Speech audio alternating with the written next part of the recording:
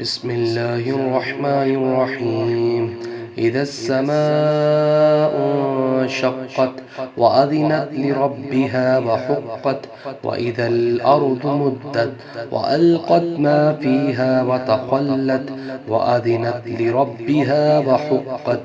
يا أيها الإنسان إنك كادح إلى ربك كدحا فملاقيه. فأما من أوتي كتابه بيمينه فسوف يحاسب حسابا يسيرا وينقلب إلى أهله مسرورا.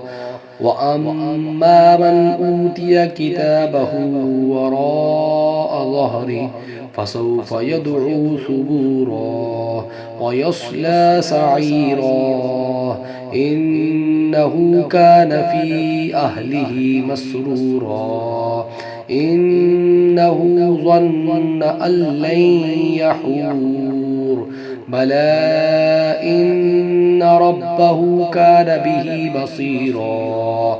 فلا أقسم بالشفق والليل وما وسق والقمر إذا اتسق لتركبن طبقا عن طبق فما لهم لا يؤمنون. وإذا قرئ عليهم القرآن لا يسجدون بل الذين كفروا يكذبون والله أعلم بما يوعون. فبشرهم بعذاب أليم إلا الذين آمنوا وعملوا الصالحات لهم أجر غير ممنون. صدق الله العظيم.